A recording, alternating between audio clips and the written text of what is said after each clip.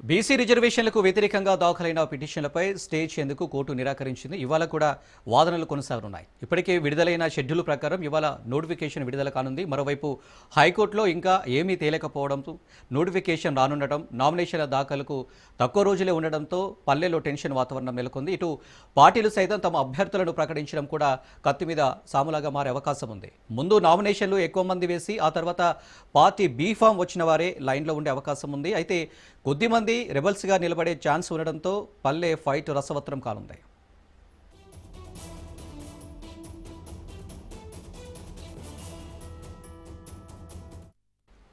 ఇక హైకోర్టులో బీసీ రిజర్వేషన్ల పిటిషన్లపై వాద ప్రతివాదనలు వాడివేడిగా జరిగాయి. ఇవాళ కూడా ఇరు వర్గాలకు వాదన వినిపించే అవకాశాన్ని హైకోర్టు కల్పించింది. పిటిషనర్లు సుదీర్ఘంగా వాదించడంతో హైకోర్టు ఒక దశలో అసహనం వ్యక్తం చేసింది. ఇది ట్రయల్ స్టేజ్ కాదని సూచించింది. చట్టం లేకుండా బిల్లు ఎలా ఇస్తారని, ప్రభుత్వం జీవో ఇచ్చినా జీవో రాజ్యాంగబద్ధత గురించి ఆలోచించకుండా రాష్ట్ర ఎన్నికల సంఘం షెడ్యూల్ రిలీజ్ చేయడం ఏంటని పిటిషనర్లు ప్రస్తావించారు. ఇక ఇటు సుప్రీంకోర్టు పలు కేసుల్లో 50% సీలింగ్ విధించిన ఉదాహరణలు ధర్మాసనం ముందు ఉంచిన పిటిషనర్లు ట్రిపుల్ టెస్టులో ఏ ఒక్క అంశాన్ని పాటించకుండా ప్రభుత్వం ఇచ్చిన జీవో, ఎన్నికల సంఘం ఇచ్చిన షెడ్యూల్ కొట్టివేయాలని పిటిషనర్లు అభ్యర్థించారు.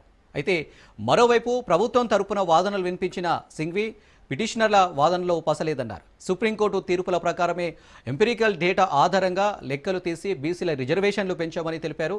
అన్నింటికీ మించి జీవో చట్టబద్ధతను ప్రశ్నిస్తున్న పిటిషనర్లు దానికి మూలమైన అసెంబ్లీ ఆమోదించిన బిల్లును వ్యతిరేకించడం లేదని కోర్టు దృష్టికి తీసుకొచ్చారు. రాజ్యాంగం, సుప్రీంకోర్టు ఎక్కడ 50% సీలింగ్ అనే పరిమితిని బేసిక్ స్ట్రక్చర్ లాగా చూడలేదని స్పష్టం చేశారు.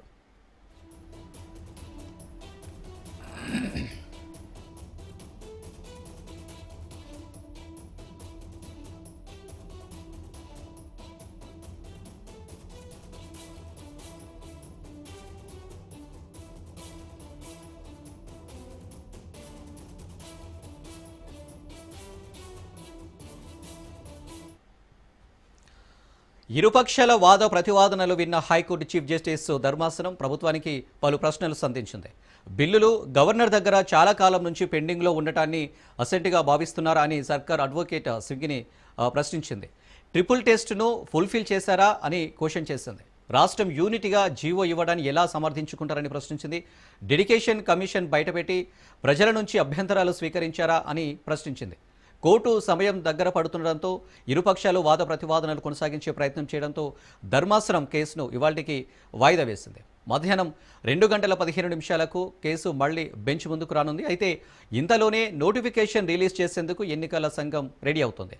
జీవో ఇచ్చిన వెంటనే ఎన్నికల షెడ్యూల్ రిలీజ్ చేసిన ఈసీ తాజాగా హైకోర్టు రేపటి కేసును వాయిదా వేయడంతో యథావిధిగా ముందు ప్రకటించినట్లు తొలిదశ పరిషత్ ఎన్నికకు నోటిఫికేషన్ విడుదలకు సిద్ధమైంది.